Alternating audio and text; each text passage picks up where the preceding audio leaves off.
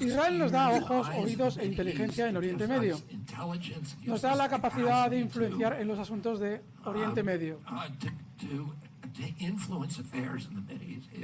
Si Israel desaparece, Rusia y China controlarán Oriente Medio y el 90% del suministro mundial de petróleo, y eso sería cataclísmico para la seguridad nacional de Estados Unidos.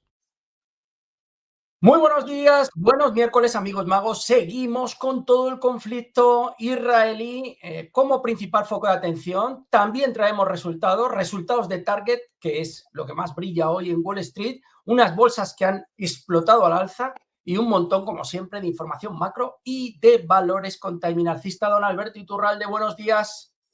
Muy buenos días, don Miguel Méndez, amigos magos, especuladores bursátiles y demás gente de mal vivir. Sí, traemos de todo. Y lo primero que queríamos traeros es unas declaraciones de Robert Kennedy, que en cuestiones de política exterior estadounidense quizás ha sido uno de los más blandos durante los últimos meses. Un otro candidato también, bueno, en este caso republicano, Robert Kennedy es demócrata, que también ha tenido unas declaraciones poco belicistas. Pero fijaos, cuando de lo que se trata es del imperialismo, de la hegemonía de Estados Unidos, todos van de la mano. A mí me hace mucha gracia cuando la gente dice, no, con Donald Trump todo sería diferente. Yo no lo tendría tan claro. Probablemente la política de Donald Trump sí que iba a ser mucho más orientada hacia una hegemonía industrial y no bélico-industrial como la de Joe Biden. Pero fijaos cómo ahí Robert Kennedy, demócrata, es decir, teóricamente lo más a la izquierda que pueda haber en Estados Unidos y además bastante poco belicista, fijaos cómo ya dice claro, si no estuviéramos en Israel en el Oriente Medio, no tendríamos nuestros ojos y nuestros oídos para ver y oír y conservar, porque si abandonáramos a Israel, inmediatamente China y Rusia se harían con Oriente Medio. Es decir, piensan que China y Rusia serían como son ellos, totalmente imperialistas, cuando, por ejemplo, Rusia no necesita ningún tipo de imperialismo porque todo lo que tienen tanto Irán como cualquier otro país de esa zona, Rusia lo tiene multiplicado por 2, tanto gas como petróleo. Pero sirva como ejemplo de ese carácter imperialista, gane quien gane en Estados Unidos. Decidnos en vuestros comentarios, ¿creéis que es posible que llegue al poder en Estados Unidos alguien que no sea imperialista, amigos? Yo tengo muchísimas dudas, sea quien sea. Donald Trump, Robert Kennedy y mucho menos que sigan los que están. Miguel. Todos son imperialistas, Alberto. Yo creo que no, pero bueno, aquí Estados Unidos es imperialista por sí mismo. Eso está claro.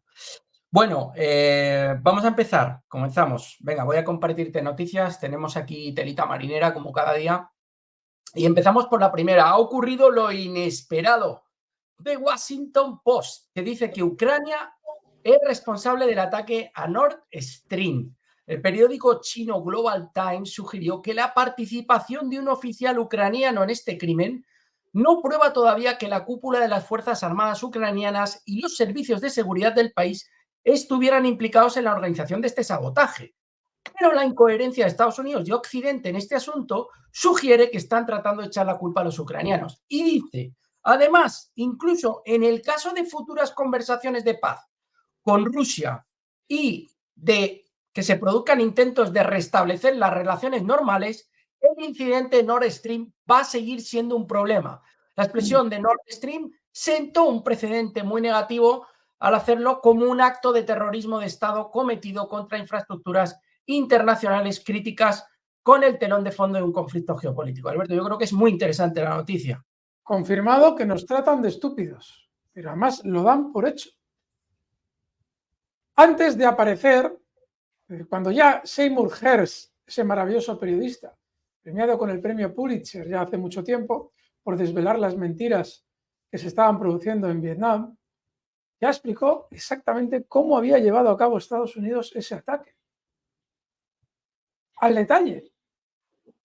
Cuando se publicó esa noticia, y obviamente todo el mundo da crédito a Seymour Hersh, recuerda que en principio decían que había sido Rusia, cual era ridículo. Pero cuando Seymour Hersh despeja cualquier incógnita de quién ha sido, inmediatamente Joe Biden llama a consultas a Olaf Scholz. Lo llamó a él solo, no a su equipo de gobierno, solamente a Olaf Scholz, para leerle la cartilla de lo que iba a aplicar. ¿Y por qué? Pues por una cuestión muy sencilla, que ayer recordaba Lorenzo Ramírez en la voz de César Vidal. No puede ser que tú estés prestando ayuda más que nadie, como Alemania, a Ucrania, y que sea Ucrania quien ha volado tu Nord Stream. Así es que Joe Biden llama a consultas a Olaf Scholz y le dice, mira, estamos en apuros, ya nos han pillado con el carrito del helado, ya sabe todo el mundo que hemos sido nosotros, nos vamos a inventar una nueva versión de los hechos.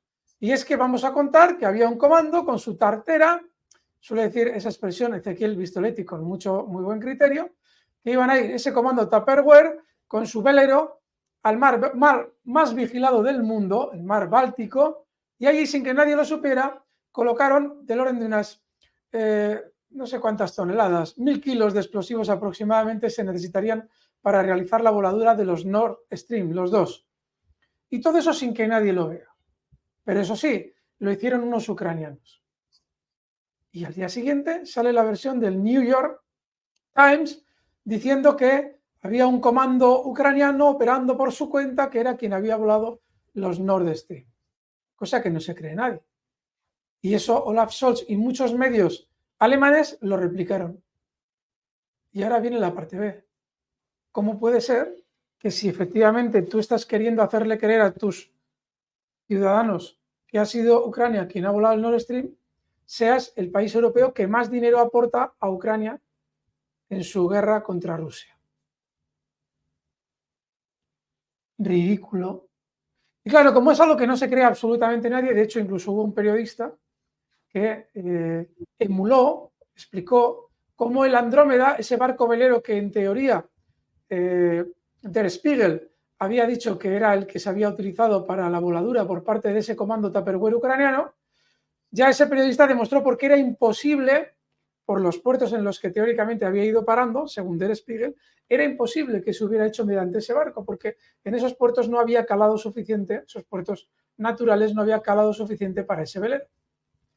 Bueno, pues ahora, como ya esa versión no hay quien se la crea, es el Washington Post el que la está reviviendo. Y bueno, aquí Pravda nos cita a Global Times, un medio chino, que hombre, que no se lo terminan de creer. Es que no se lo cree nadie. Es ridícula la versión y encima es indigna para Alemania, porque en Alemania, en teoría, están transmitiendo esta versión cuando a la vez están ayudando a Ucrania, que se supone que es quien ha volado el Nord Stream. Absolutamente ridículo, amigos. Así es que nada, iremos viendo cómo va evolucionando esa versión que ya no hay por dónde coger. Dadnos like si os gusta este contenido, suscribiros al canal aquí abajo a la derecha y poned vuestros comentarios. ¿Qué os parece esta vergüenza de versión que intentan hacernos creer? Miguel, seguimos. Bueno, seguimos. Israel ataca el hospital Al-Shifa en Gaza, asegura que Hamás opera desde la instalación, es decir, creen que está Hamás llevando a cabo operaciones desde el propio hospital.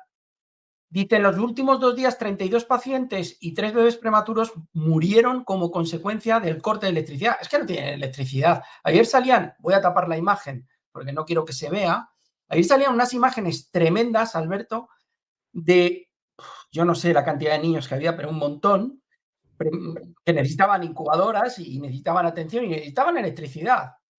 Evidentemente, las imágenes eran dramáticas. Bueno, yo no sé si Hamás está dentro del hospital, pero... Yo creo, querido Miguel Méndez, estoy viendo las imágenes a las que tú haces referencia y yo personalmente creo que deberíamos meterlas.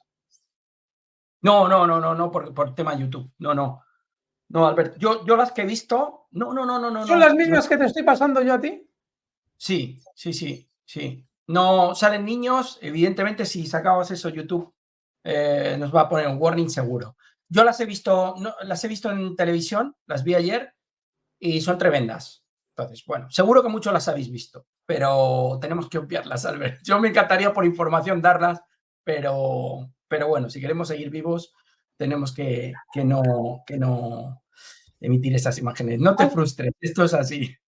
Hay otras imágenes que son todavía mucho más bestias, de las que ni siquiera te ha hablado Miguel, en las que aparecen 2 fotografías. Una fotografía de un señor con una especie de bastón, con dificultades para andar, hablando con un soldado israelí, y la siguiente imagen es la de ese señor asesinado con 2 tiros en la espalda. Y os voy a leer el post que ha publicado Kim.com. Si vais a su cuenta, no, esta no es el post, perdonad, no es de Kim.com, a ver quién es el que lo ha publicado. Es de Total Confianza, bueno, es de Doomer, es del Doomer. Y publica el tweet, yo no sé, Miguel, si quieres que... Mira, vamos a hacer una cosa. Te voy a poner la primera imagen y esta sí la vamos a compartir. Un poquito en honor a este señor. Ahí veis la imagen. Miguel, ¿se puede compartir?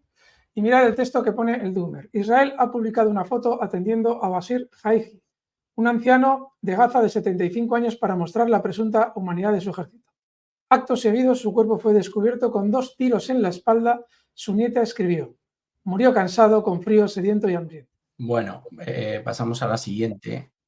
Me pregunto qué avance en el mundo supone el asesinar a una persona de 75 años sin capacidad para andar con ayuda de un bastón. ¿Qué avance supone para el mundo? Estamos viviendo un genocidio, crímenes de guerra en tiempo real retransmitidos por Internet. ¿Cuál es el objetivo? Ponéndolo por favor en comentarios porque no lo entendemos. Perdona, Miguel, continuamos. Bueno, seguimos. Nuestra gente ha visto a cientos y cientos de niños muertos. Este es el director de la agencia pública francesa. Son declaraciones ante el Senado francés sobre Gaza. Os voy a pasar a leer, bajo un poquito. La agencia pública francesa AFP justificó este martes ante los senadores franceses por qué no presentan en sus informaciones al grupo islamista palestino Hamas como terrorista, como un grupo terrorista, y detalló las dificultades que ha tenido para cubrir el recrudecimiento del conflicto entre Palestina e Israel. Así es. Las declaraciones, ¿eh?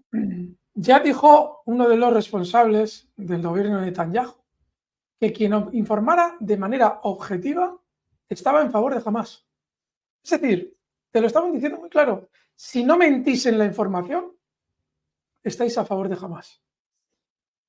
Hasta tal punto llega la aberración de falta de libertad de expresión que hemos llegado ya a un punto que es alucinante. Que te lo dicen abiertamente. Si dices la verdad, eres de Hamas. Palestina tiene un Estado reconocido por la ONU. En 1900, bueno, hay 2 resoluciones, la 142 y la 242, en 1948 y en 1967. Hay más, hay más. Un Estado que reconocen muchos países. Bueno, muchos no, la mayoría de países del mundo. Y es un Estado que tiene un gobierno. Un gobierno que podemos llamar terrorista, lo podemos llamar como queramos. Pero no podemos llamar terrorista a uno sin llamar terrorista al otro, por lo que está haciendo, continuadamente. Y claro, como si contamos lo que sucede, estamos a favor de Hamas, ya estamos admitiendo que lo que sucede nos muestra a nosotros como unos terroristas, si es que somos Israel. Así es que obviamente esa asociación de prensa se tiene que quejar. Cualquier periodista normal se tiene que quejar. Porque se está dando una información de cualquier forma menos objetiva. ¿Por qué? Porque hoy en día los periodistas, si dan una información objetiva, están apoyando a Hamas según el gobierno de Israel. Ahí lo tenéis. Miguel, seguimos. Bueno, seguimos con Lavrov, que ha dicho que Washington no quiere atarle las manos a Israel y que cualquier iniciativa de Rusia es tomada por Estados Unidos de forma totalmente prácticamente como una afrenta, como una afrenta. Recordó al respecto que la resolución Rusia que pidió un alto el fuego en el conflicto palestino-israelí fue rechazada 2 veces en la ONU. Esencialmente, en términos prácticos, Washington no quiere atarle las manos a Israel, indicó el ministro ruso a Russia Today. Creo que recordar el destino de la resolución rusa en el Consejo de Seguridad de la ONU. Así es, así es. Eso lo hemos explicado en multitud de ocasiones. Israel hace lo que hace porque, y vosotros seguro que también lo veis así, porque Estados Unidos le está apoyando a hacer lo que hace. Otra cosa es luego lo que diplomáticamente Estados Unidos en su hipocresía le interese contar, pero la realidad es que le está ayudando a hacer lo que hace. Por eso no quiere atarle las manos. Y una de las razones por las que le ayuda nos la ha explicado Robert Kennedy al principio, cuando nos ha dicho lo mismo que nos dijo en su día Joe Biden. No hay disidencias. en los posibles gobernantes de Estados Unidos. Israel es nuestros ojos y nuestros oídos en la zona. Fijaos que no está diciendo nosotros somos el baluarte de Israel en la zona. No, no. Está diciendo Robert Kennedy, Israel es nuestros ojos y nuestros oídos. Él es el que defiende nuestros intereses. Por eso cuando la gente piensa que es Estados Unidos el que está al servicio de Israel, no se da cuenta de que ese niño mimado está puesto ahí por Estados Unidos para defender sus propios intereses, los de Estados Unidos. Otra cosa es que para que el niño mimado defienda los intereses de Estados Unidos, hay que darle autonomía táctica, es decir, que pueda llevar a cabo las acciones que estime oportunas. Y eso es lo que traduce Lavrov en sus declaraciones. Inevitable. Bueno, pues vamos a seguir con la siguiente. Con Belice.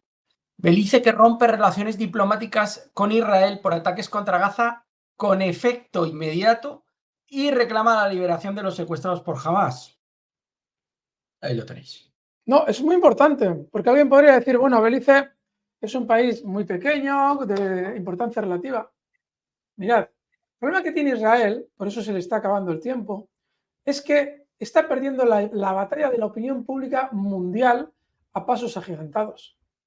Y por eso son tan importantes estas noticias, porque aunque venga San Marino, por poner un país que no tiene especial relevancia en el ámbito geopolítico mundial, cada vez que aparece en un titular un país, por muy pequeño que sea, sacándole los colores con razón a Israel, pierde todavía más la batalla mediática. Por eso es muy importante tener en cuenta, fijaos, un rato me enviaba un amigo de Twitter, me enviaba 8 países que ya han retirado embajadores de Israel en medio de la guerra, esta que está llevando a cabo. Uno de ellos es Sudáfrica, Jordania, Turquía, Chile, Colombia, Chad, Honduras, Bahrein, Bolivia. Se suma ahora Belice. Es importantísimo. Y encima Israel está rabiando porque le encantaría que todos le retiraran las relaciones diplomáticas de golpe, pero no, le están haciendo la faena de ir retirando cada 2 días uno de ellos, con lo cual siguen manteniendo, esos países que rompen relaciones con Israel, siguen manteniendo la aberración mostrándose encima de la mesa. Así es que me alegro muchísimo de que haya países tomando esas decisiones. Miguel, muy buena. Bueno, siguiente, next one. Vamos aquí. Voy a unir dos en unas. Pacientes, Varoufakis está aquí. Pacientes totalmente asustados tras la incursión israelí de varias horas en el hospital Al-Shifa. Bueno, sin más, dice, los médicos de Al-Shifa dicen que el ataque alimenta el miedo entre miles de pacientes y personas desplazadas en el complejo hospitalario. Imaginaos los pacientes que estén en el hospital y a su vez estén siendo atacados. En fin, es una situación dramática. Y unida a esta, recopilamos números, Alberto. A día de hoy, 10.569 mártires, entre ellos 4.324 niños desde el inicio de la agresión. El porcentaje, como podéis ver, es de aproximadamente el 42%, si no me equivoco. Ayer os mostrábamos la ubicación estratégica del hospital Al-Shifa. No está cerca de la frontera con Israel. Es muy difícil que jamás allí haya implementado túneles en ese hospital. Los túneles de Hamas están en la zona más oeste de Gaza para poder hacer frente y atacar, llegado el caso, a las fuerzas israelíes, en caso de que quieran entrar en su territorio. No, el hospital está al oeste, en la otra parte, al lado del mar, donde está ese yacimiento de gas tan interesante para Israel. Y hoy conocíamos que el ejército israelí ya estaba entrando con tropas dentro del hospital. Y alguien se pregunta, ¿y para qué? ¿Para qué entran con tropas? ¿Qué se creen? ¿Que va a estar el de Hamas ahí esperándoles? No. Entran con tropas por una razón muy abyecta, que es la siguiente. Seguramente van a eliminar a más personas, pero sobre todo para poder decirle al mundo que han capturado miembros de Hamas en el hospital. Miembros de Hamas, si están lejos de algún sitio, es del hospital. Ahí van a estar esperando a los soldados israelíes. Obviamente no hay nadie de Hamas dentro del hospital. Pero, como ya la comunidad internacional ha visto la aberración que supone el bombardeo de ese hospital, ese bombardeo indiscriminado y masivo y la cantidad de muertes que ha generado, Ahora solo les queda una opción, que es entrar en el hospital con soldados. Y luego decirle al mundo, ya os lo vamos anticipando en la magia de la bolsa, mañana o pasado, que gracias a que han entrado en el hospital han conseguido abatir a un montón de miembros de Hamás, que no serán más probablemente que médicos con su bata blanca a los que van a eliminar. Sí, amigos, sí. Así es la guerra. Así lo van a hacer. Es una propaganda en la que estamos viviendo un genocidio en directo, en nuestros morros. Y ojo, que los mismos que están perpetrando el genocidio, hace año y medio nos hablaban de lo malo que era Putin. Para eso entran. Para intentar acreditar ante el mundo que había miembros de Hamás ahí dentro, cosa que obviamente es falsa. No van a ser tan tontos como para quedarse ahí. Lo veréis durante los próximos días. Miguel. Venga, seguimos. Bueno, y el presidente de la Autoridad Palestina recibe una delegación, Mahmoud Abbas, recibe una delegación estadounidense encabezada por el coordinador para asuntos de Oriente Medio en el Consejo de Seguridad Nacional de Estados Unidos. Acercamiento a Estados Unidos, que está visitando demasiado o mucho a Mahmoud Abbas, que yo creo que puede ser una pieza clave en el futuro de Palestina y en el futuro de Gaza. Bueno, Sí. Jordania, yo creo que le tiene totalmente convencido para que sea él el que realice esas labores que ya nos comentaban ayer de administración. Exacto.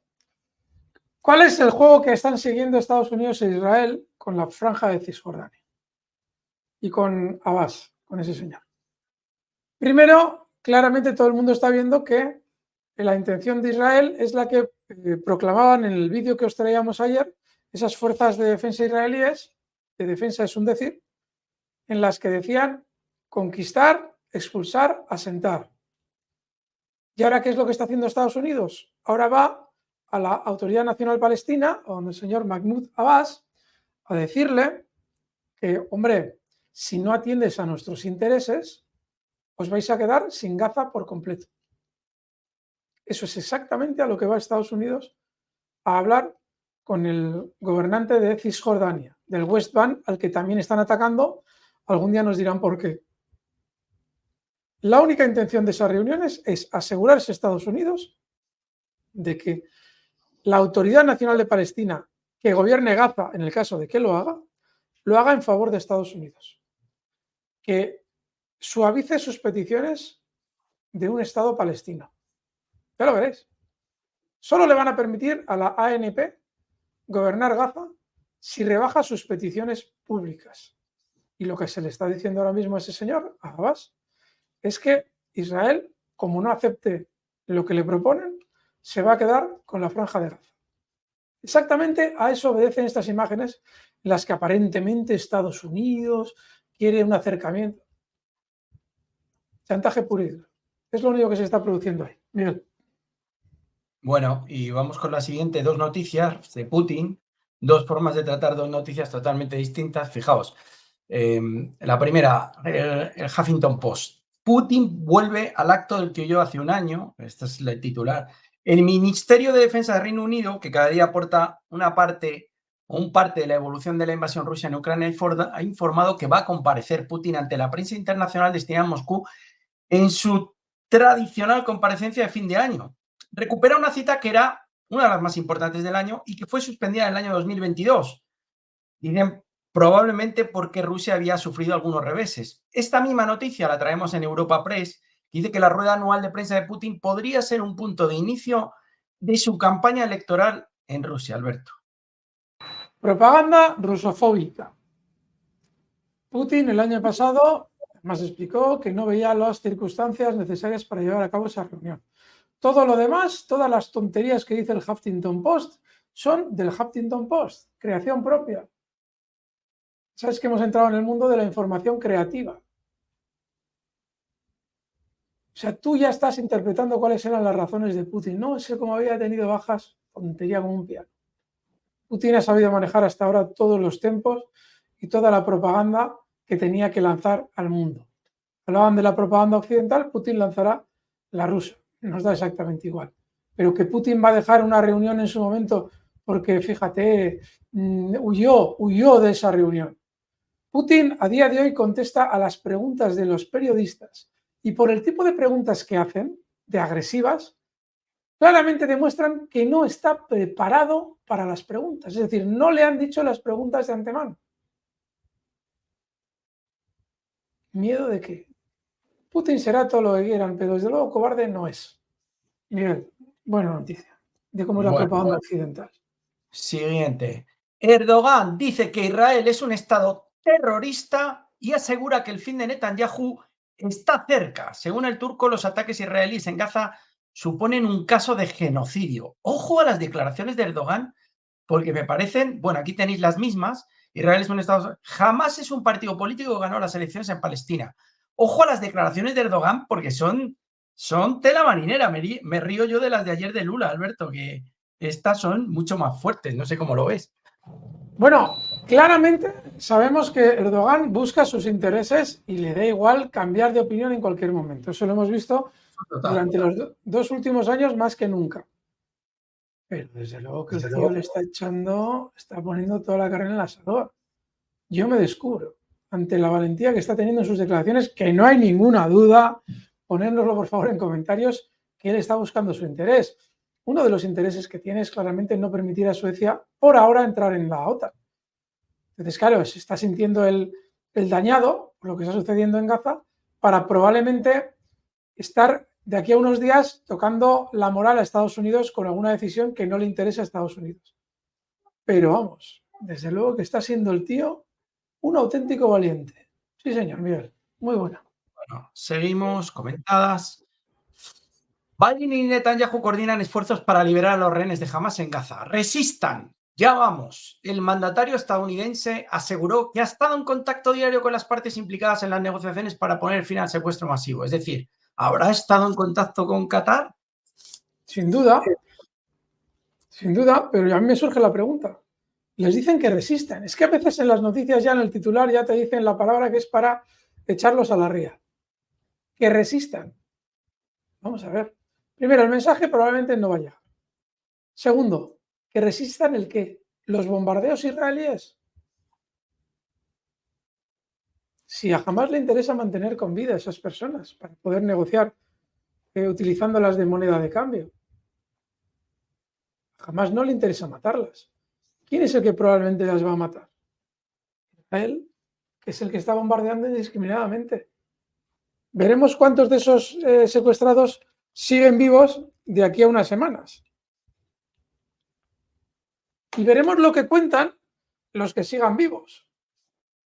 Porque ahí sí que va a haber una campaña, ya lo veréis, una campaña de aleccionamiento a todos los secuestrados cuando, ojalá, sean liberados para que no cuenten nada.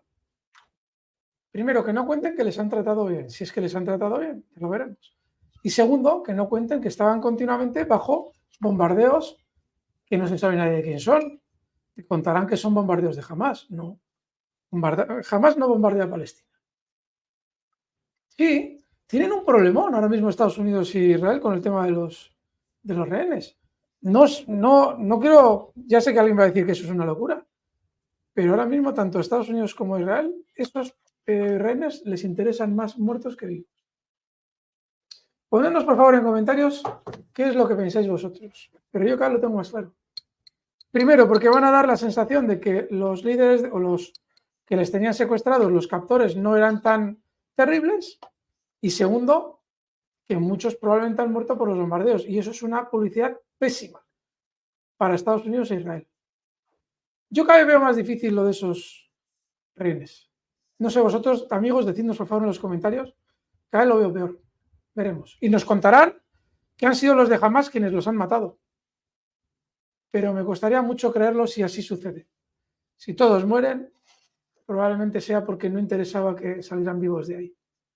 Y es una baza más que tiene Israel para intentar hacer propaganda negativa de Hamas, cuando probablemente quienes lo hayan matado son los mismos que han matado a la mayoría de los participantes en ese concierto que os hemos mostrado durante estas últimas semanas.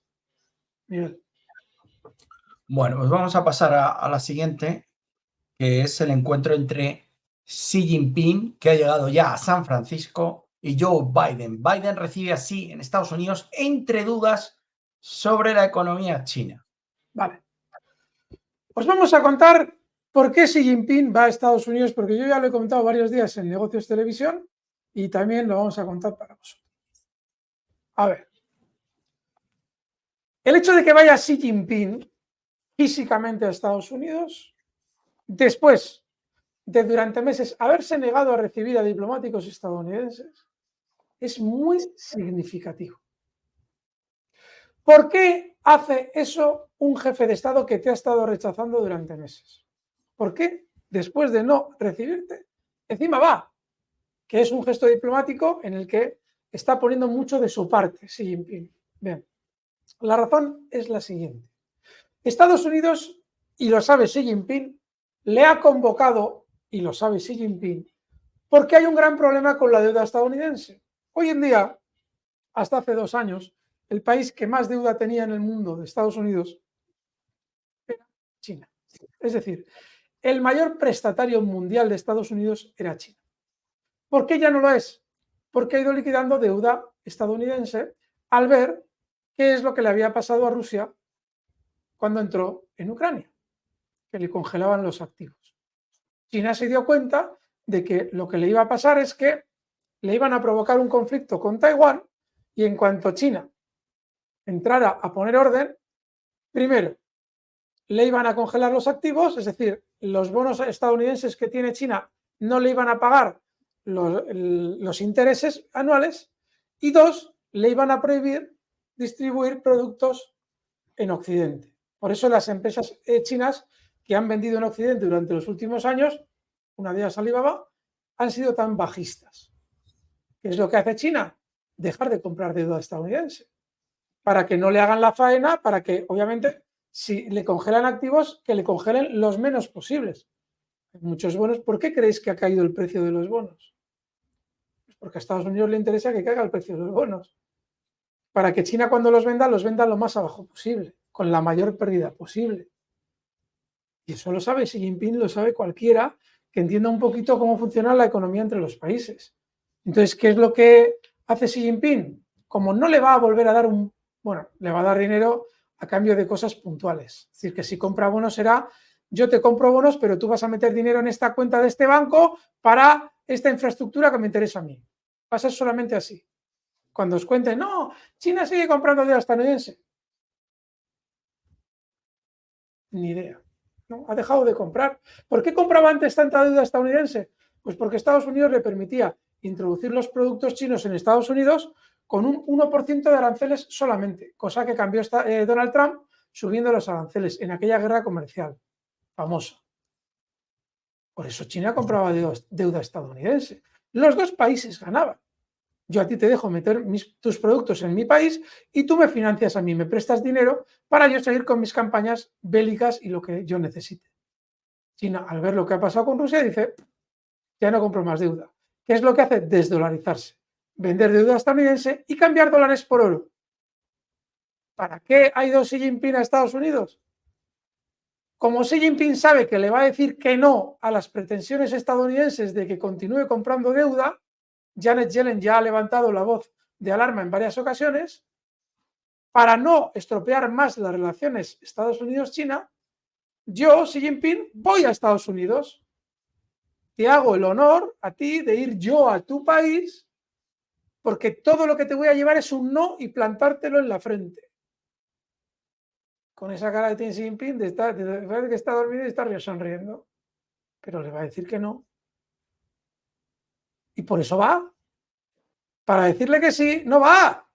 Le espera y no le recibe durante meses.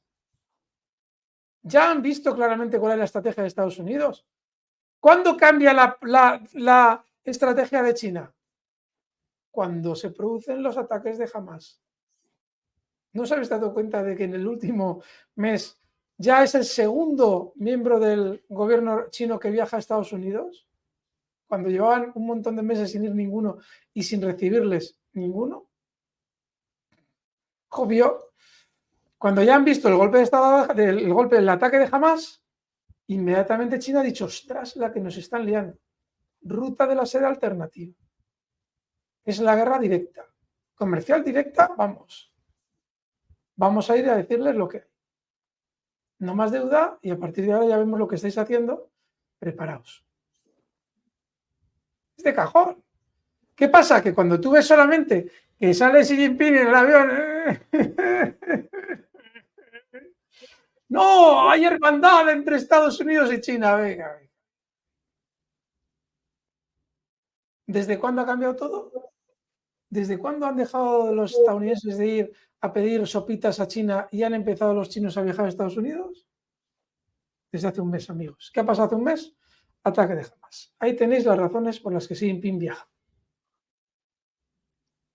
Más cosas, Miguel, no sé con lo que tenemos por ahí. Bueno, pasamos a la siguiente. Acabamos ya con información relativa a la investidura en España. Pedro Sánchez defiende la amnistía para aparcar el odio y levantar un muro frente a las derechas. Bueno, esto, obviamente lo de las derechas, El País y compañía. El mismo comentario de siempre, pero no se centran en la necesidad que he dicho que debe ser virtud o algo así. O sea, que se ve necesitado para llevar a cabo esta investidura, que yo creo que no tiene ningún sentido, pero bueno. Fijaos cómo dice que defiende la amnistía, dice dos cosas, para aparcar el odio y levantar un muro frente a las derechas.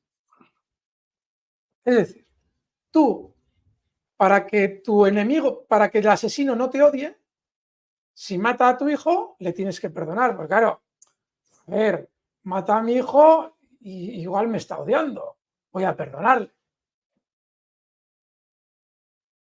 Y para hacer un muro frente a las derechas. ¿En algún momento de ese párrafo habéis oído para mandar yo sea como sea hasta vendiendo a mi madre si es necesario? No, ¿verdad? No lo dice. Fijaos, en esa misma ley de amnistía, explicaba ayer César Vidal, que hay una disposición adicional en la que como la amnistía está absolutamente proscrita en el ordenamiento jurídico español, ya la disposición adicional introduce en el Código Penal una norma para introducir la amnistía como una posibilidad. Porque si tú proclamas una ley de amnistía sin más, inmediatamente se convierte en inconstitucional. Salvo que cambies el Código Penal e introduzcas la posibilidad de la amnistía. Con lo cual, la ley de amnistía no solamente crea una ley de amnistía, sino que además tiene que reformar una ley mucho más importante que es el Código Penal. Lo que me encantaría que los juristas que están opinando dijeran es cómo puedes tú reformar el Código Penal sin una mayoría más cualificada que la mayoría ordinaria, que es la que tiene Sánchez. ¿Cómo puedes tú establecer esa modificación en el Código Penal? En la misma ley de amnistía estableces esa modificación en el Código Penal para que se acepte la ley de amnistía. Ahí hay una jugada jurídica muy regulera, muy regulera. Pero lo han hecho. ¿Y qué además quiere decir esa modificación de ida y vuelta? Yo con la propia ley modifico el Código Penal para que el Código Penal acepte esta ley.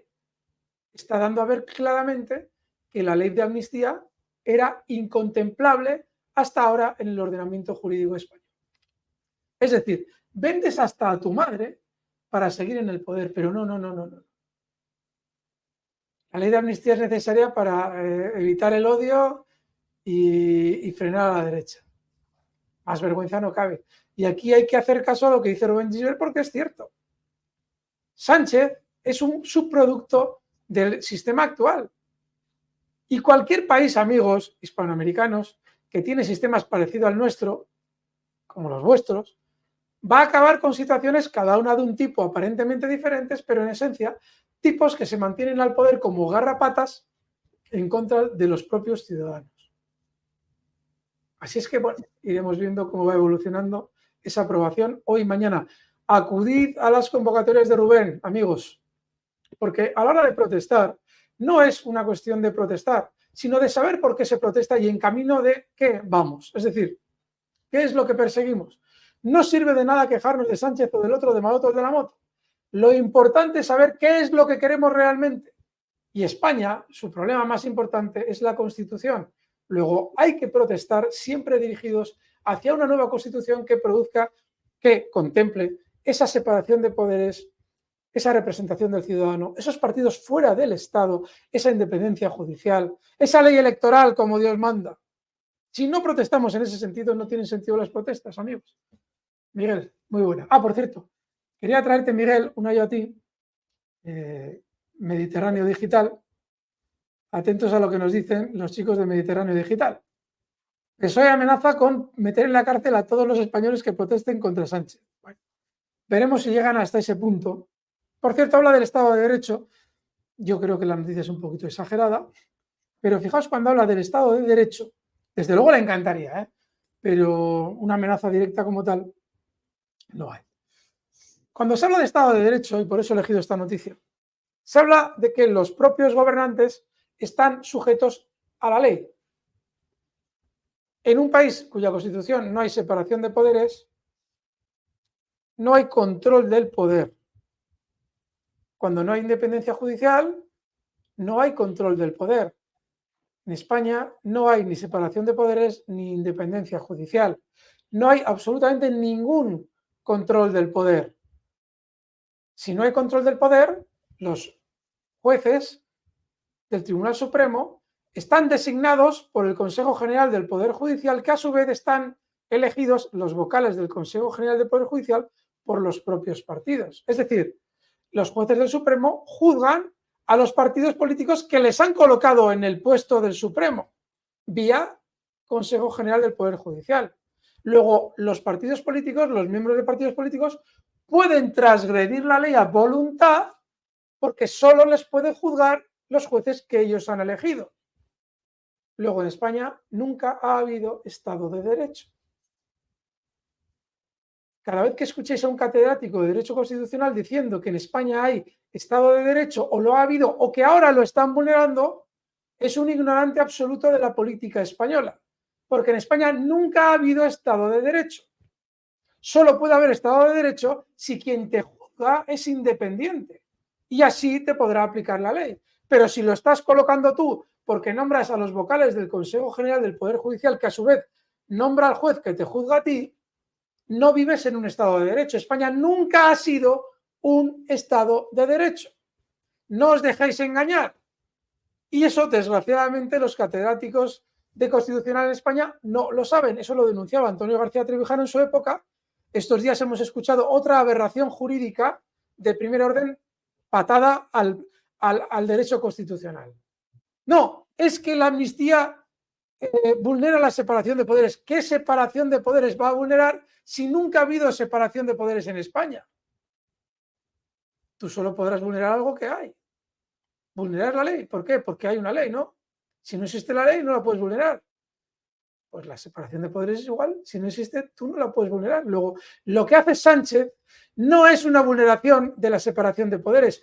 Es una prueba evidente de que no hay separación de poderes. Seguimos, Miguel. Y evidentemente cuando son los propios partidos políticos y los vocales del Consejo General del Poder Judicial son elegidos por los propios políticos, blanco y en botella, lo que os está diciendo Alberto. Claro. ¿Por qué hay esta parálisis en el Consejo General del Poder Judicial? Pensad un poco. ¿Por qué no se ponen de acuerdo Partido Popular y PSOE? Sencillamente porque el control del órgano y las propuestas de determinados nombres son muy importantes para cada partido. Exacto. Porque es el control al final del aparato, el control del Poder Judicial, porque yo he puesto ahí a fulanito, a menganito, y no nos ponemos de acuerdo porque hay uno que es mío y otro que es tuyo, con lo cual no es un órgano independiente, es un órgano cuyos miembros los nombra el gobierno, con lo cual... El gobierno al que en teoría... El gobierno propone y los nombra el rey, si no me equivoco.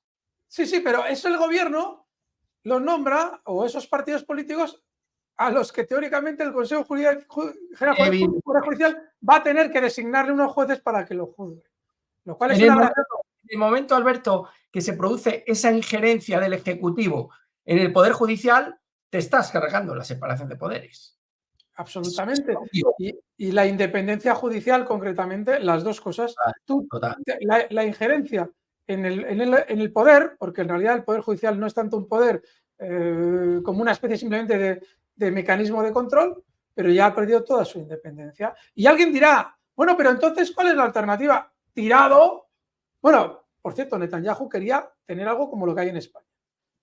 ¿Y qué es lo que había en Israel? ¿Qué es lo que tiene sentido? Acordaos de las protestas previas al ataque en Israel como consecuencia de que quería tener un aparato judicial que estuviera controlado por él. Por eso había tantas revueltas. Acordaos del ataque a su mujer, a la mujer de Netanyahu, en una peluquería en medio de las protestas, precisamente por esto. Acordaos de las visitas en Estados Unidos que mostraban el malestar, en este caso, del miembro de esa organización de la que hablamos en ese especial, Alberto, de ese órgano de inteligencia, el SEIC, que expresaba su preocupación también por estas protestas. En fin, bueno, perdona por el Kit Kat, Alberto. No, amigos, tenemos un especial que nos trajo Miguel con una información formidable del Servicio de Inteligencia Interno de Israel, el Shin Bet, en el que explicaba todo lo que está él comentando ahora. Pero es que además, a lo que dice Miguel, ¿cuál es la alternativa? Cuando la gente dice, bueno, ¿cuál es la alternativa? Es sencillísima y más vieja que el hilo negro. Que se elijan los miembros, los vocales del Consejo General del Poder Judicial, entre los miembros de la carrera judicial, incluyendo dentro de esos miembros jueces, secretarios judiciales, oficiales, procuradores, abogados, registradores de la propiedad, registradores mercantiles, notarios, lo que queráis, amigos, pero gente que sabe de leyes. Fíjate, Alberto, cómo son los medios en España. ¿Has vuelto a saber algo de Vidal Cuadras? ¿A que no? No, es que me hace mucha gracia, Miguel, porque el otro día hubo algo del incendio de la discoteca de Murcia, a que tampoco. Tampoco. ¿Has vuelto a saber algo de esas personas damnificadas por el volcán en Canarias? Nada, a que tampoco. Nada. Están locos porque haya un beso. Y después la gente que haya detrás nos da absolutamente igual. El periodismo, de verdad, debía centrarse. Nosotros no somos periodistas, no os engañéis, chicos. Hacemos esta labor, nos lo pasamos bien, nos divierte, tenemos el canal, pero no somos periodistas. Pero esta labor de irse al volcán a ver los damnificados, si han recibido el dinero o no, no lo hace ninguno. ¿Qué ha pasado en Murcia? ¿Os habéis vuelto a enterar de algo de la discoteca de Murcia que no tenía licencia? Cero. De Vidal Cuadras ya no se habla absolutamente nada. Hace menos de una semana un tiro en la cabeza. Sí, esos son los medios que tenemos y ese es el periodismo que tenemos. Yo no tengo nada en contra de los periodistas a nivel personal, pero joder, a nivel profesional creo que deberían de hacer un poco más. Claro. ¿Qué pensáis, chicos? Claro, decidnos qué es lo que pensáis de un periodismo así. Claro, que perderían todas las subvenciones del Estado, la publicidad institucional y, joder, claro, es que como yo no soporto la idea de que no me mantenga la teta del Estado, pues ya dejo de decir las cosas que no le interesa al Estado. Pero es que además, Alberto, todas las cadenas al unísono. Todos los medios también informativos, periódicos, etcétera. ¿Te das cuenta que ninguno se sale de las noticias, como decimos nosotros, de Europa Press? Es que ni en las radios, mira que yo pongo muchas emisoras por la mañana, alguien habla de Vidal Cuadras o del volcán o de la discoteca de Murcia, que hace poco fueron noticia. Oye, simplemente vamos a ver cómo está este tema. Y vamos a hablar 30 segundos, un minuto, para que el oyente sepa lo que pasó y qué está pasando. No. Fue noticia, fue oportunidad, fue negocio en un determinado momento. Si te he visto, no me acuerdo. Y, ojo, fijaos en qué estado está el periodismo español, que no solamente es que es gravísimo lo que tú estás diciendo, pero los periodistas españoles tienen a un compañero encarcelado en Polonia sin que se conozcan los cargos.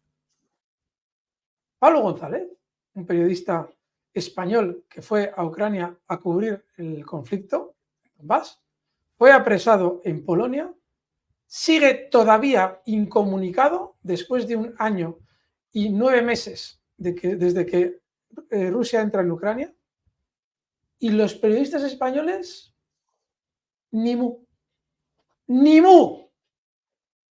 Hostia, un poquito de decencia, chicos, un poquito de decencia. ¿Que no os acordáis de la discoteca de Murcia? Fijaos cómo se tapan las vergüenzas entre ellos, que durante el primer y segundo día se habló, os trajimos aquí porque eran unos corruptos. El alcalde nuevo también, responsable de lo de la discoteca, no se ha vuelto a hablar. Los damnificados por el volcán de La Palma, ¿sabéis dónde están viviendo? En contenedores de esos de Maersk, esos que veis muchas veces en los barcos que llevan mercancías, ahí están viviendo. Los inmigrantes ilegales que entran en hoteles de 4 estrellas están viviendo. Sí, eso es lo que hace España con sus propios ciudadanos y eso es lo que hace España con los ciudadanos que vienen con mafias de inmigración en barcos. En barcos, en patera no creáis que vienen mucho espacio, son unos pocos kilómetros. El resto del tiempo te los traen las organizaciones de Soros, que cobran mucho dinero por eso. Hay un negociazo enorme.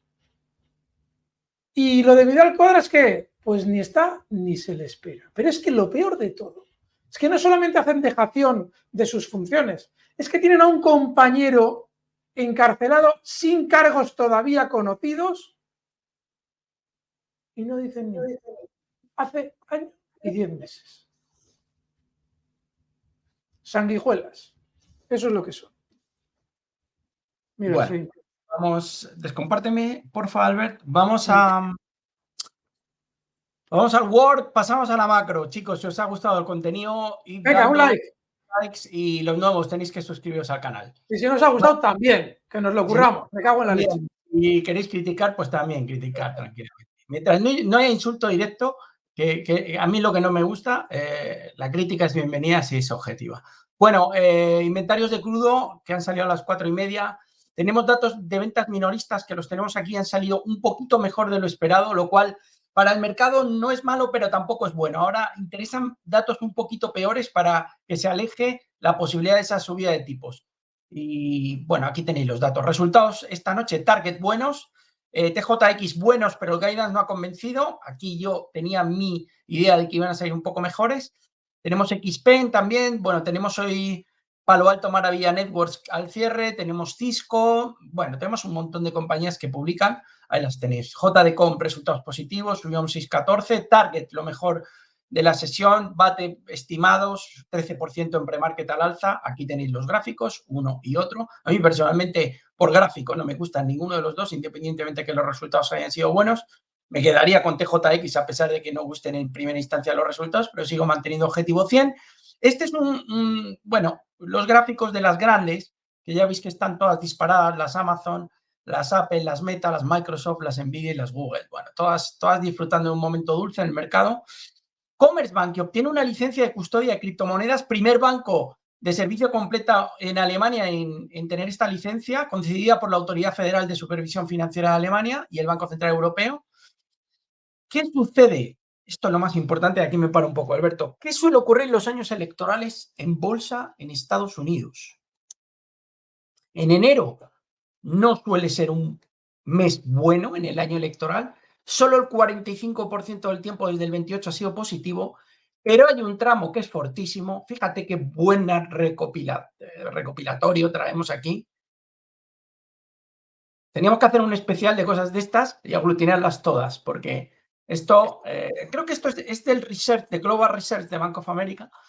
Fijaos, enero la media 0,02 y un 45% solamente ha sido positivo. Pero ahora me voy, fijaos, a junio, 1,44 de media, 79% de las veces del año electoral han sido positivo. Aquí tenéis todos los retornos por meses de los años electorales. Es decir, va a ser a 2024. Fíjate, julio, un 2,16 con una media del 54% de meses positivos, pero fíjate, agosto, 3% de subida en año electoral, 71% casi de probabilidad de positivo, y fíjate, diciembre, 1,51 con un 83% de probabilidades de cierre de año electoral en diciembre en positivo. El retorno anual en torno al 10% está en la media de retorno del SP500 en el año en año electoral, en año electoral a las elecciones de Estados Unidos. Quedaos con este dato porque es muy importante. Yo voy a guardar esta diapositiva y igual que voy a guardar la del porcentaje de meses que no se batían máximos, que me parece muy ilustrativa, me parece que es caviar en estado puro. En este caso, el research de Bank of America, oye, pues esto es un buen trabajo de investigación y hay que reconocerlo. ¿No quieres comentar algo, Alberto? Paso. Nada, súper interesante, me encanta. Amplitud de las subidas de ayer, bueno, el repunte del mercado de ayer, el más amplio desde el cuarto trimestre del 2022 y hubo un aumento de volumen del 90%, sin más. El ETF de tecnología, fijaos qué alcista está, el XLK, fortísimo, casi en máximos. Airbus, que si ayer traíamos Boeing, Airbus no va a la zaga, está vendiendo aviones a Ethiopian Airlines, ha firmado un contrato para venta de aviones a Ethiopian Airlines, perdón, es un poco complicado. Ethiopian Airlines, yo he buscado, he hecho la labor de investigación como buenos periodistas que somos, Alberto, porque ahora vamos a tener que dejar la bolsa y dedicarnos al periodismo de investigación. Sí. Ya que el periodismo de investigación está desaparecido, oye, igual podríamos tener un cupo, ¿no? Sí. Ethiopian Airlines he mirado. Digo, voy a ver quién son los accionistas, los shareholders. Propiedad del gobierno de Etiopía, del Estado de Etiopía, del país. Por lo tanto, no hay accionistas, ¿vale? Diamond o Demon de JP Morgan, te lo traigo, una de él, dice, fíjate, esto te vas a reír un montón.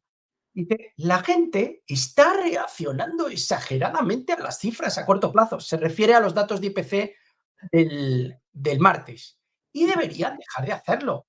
La Fed tiene razón al suspender los aumentos por ahora, pero quizás tenga que hacer un poco más. Váyase usted a dar una vuelta, señor Diamond. Sí, señor. Qué cara Es más que de dura tiene.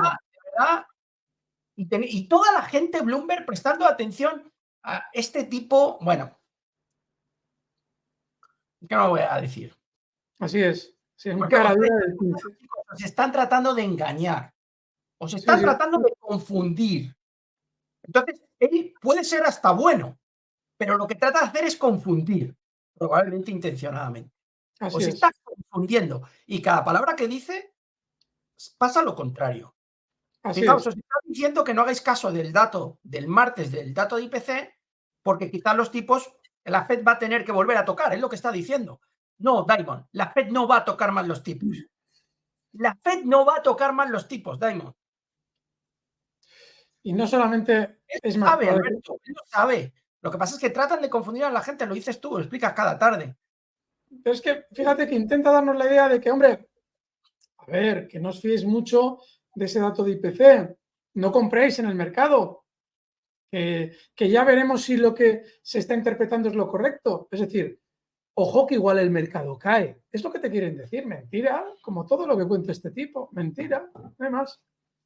Lo que sí que es verdad que si os dice eso, lo más probable es que el mercado continúe subiendo, porque él parece que quiere haceros ver que el mercado no va a subir. Así es. Quiere trasladar esa idea. Bueno, perdona que me ponga así, pero es que a veces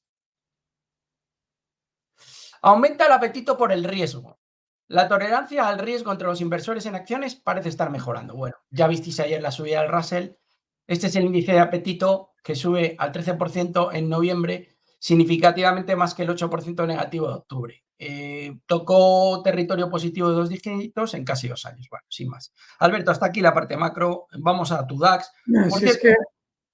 antes que nada, Super Thanks, Javier Gutiérrez, Ángel Teix y Yao, como siempre. Muchas gracias. Muchísimas gracias, chicos. Javier Gutiérrez, Ángel Cris y Seguimos. PayPal. Enrique Manuel Balado, muchísimas gracias por ese PayPal. Daniel Echeverría, un habitual también, muchísimas gracias. Sí, me pregunta Alberto, si me permites un segundo, que voy a sacar el por un valor que dice que sí hay que entrar. Y lo tengo aquí sacado. Yo, si quieres, sácale también, pero vamos, cuando veas el gráfico. A ver, Daniel. Pinta más horrible tiene eso. Muchísimas gracias por el apoyo, que te agradecemos mucho las donaciones, es habitual del canal desde el principio. Esto no está para entrar. Es decir, en esto no hay ningún argumento para entrar en largo tal y como están los mercados. Ha roto el soporte de 60 a la baja, es un triángulo descendente.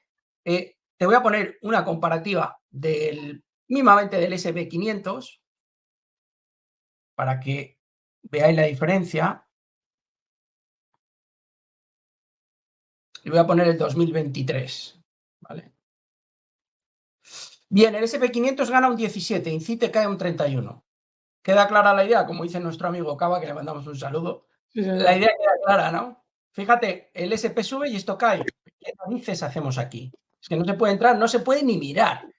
Cierto. Realmente yo me lo quitaría hasta del screener que tengas para seguir activos. Y el problema es que, aunque rebote ahora porque tiene una gran sobreventa, no implica que el valor deba estar en una cartera. Es lo que hay. Total. Fíjate, Alberto, hay mucha gente, la verdad es que también conozco un poco la filosofía y el pensamiento de muchos inversores, que es como ha llegado al soporte, hay que comprar. Que no, que la tendencia es bajista. Fíjate los máximos descendentes. Si ha llegado al soporte en medio de una coyuntura de recuperación de las bolsas, es porque el activo está muy débil. Con lo cual, lo que está débil, no hay que comprarlo. Bueno, sin más, que un saludo para Daniel. A mí no me gusta. Venga, seguimos, Alberto, ese DAX, que nos lo habías compartido ya, te comparto. A ver, te voy a pasar pantalla. Está ahí. La operativa DAX se va metiendo, creo que 400 puntos al alza, es justo de decirlo. Así que, Alberto, otras veces tú me das la enhorabuena y te la doy yo a ti. No, bueno, sin más. Sigue muy alcista, chicos. Si es que, a ver, mira, de estas arrancadas ya ha hecho una especie de segundo módulo, teóricamente, una especie de segundo movimiento. Estos días atrás os comentábamos la probabilidad de que los índices se movieran con esa pauta de dos módulos, ¿no? El SP500 todavía está haciendo el segundo, probablemente tendrá todavía más subida de la que ha realizado, pero es que, poniéndose en el caso de que el SP500 ahora sigue marcando nuevos máximos, durante la sesión de hoy, estamos grabando justo ahora mismo a las 5:10 de la tarde, nuevos máximos. Por eso, hace cosa de unos días os insistíamos, banca europea, Miguel os traía un montón de valores que estaban funcionando de maravilla, Apple, Microsoft, las bolsas tienen pinta de seguir subiendo. Es que ya no se os puede decir nada. Digo nada más diferente a lo que os hemos dicho. El IBEX cerca de los máximos del último rebote que ha realizado. Y la bolsa está muy bien para seguir comprados. Si Jamie Dimon, nosotros le llamamos Dimon, no Daimon, nos dice que no nos fiemos del dato, es porque el dato sí va a servir para que quien compre gane dinero. Así es que se puede estar en las bolsas. Miguel. Vale, pues nada, voy a sacar mis valorcitos, como siempre, que los traigo por aquí. A ver, chicos, un segundín. Vemos aquí la lista. Bueno, Infineon, salgo con Infineon, subida del 10%, buenos resultados, sector semiconductores mejorando, tecnología mejorando. Tiene pinta que puede irse hasta niveles de 37 aproximadamente. Está en 33,72. Yo no descartaría ver ese nuevo tramo al alza en Infineon. También lo ha hecho bien STMI Microelectronics en Francia. Y bueno, los semiconductores en líneas generales están teniendo unas muy buenas sesiones. Vamos al siguiente, Givaudan, que siempre os la traigo. Es que fijaros dónde se ha colocado. Hoy ha subido en torno a otro 2,16%. Está justo en resistencia. ¿Romperá? No lo sé, pero tiene buena pinta. La verdad es que el último movimiento, fijaos dónde está, fijaos las últimas velas, son súper altistas. Por lo tanto, hay que tener en cuenta Givaudan, que sigue dando alegrías. Siguiente. Logitech. Bueno, suma y sigue. Es que esta ya la hemos traído muchas veces. Va camino del 50 de FIBO, que está en niveles de 79. La estructura es alcista de continuación. Va poco a poco subiendo, sin mucha volatilidad, sin grandes sobresaltos. Una pequeña corrección que fue aprovechada para tomar posiciones. Mínimos y máximos ascendentes. Claridad en la subida y fuerza, bueno, lo está haciendo la verdad es que realmente bien. American Eagle Outfitters, yo no me suelo fijar en este tipo de estructuras. Esto es un retailer americano, bastante grande. Fijaos la estructura, qué lateralidad, qué aburrimiento. Pero lo que ha hecho ahora es interesante porque ha logrado romper el lateral y yo lo único que he hecho es proyectar 23,40.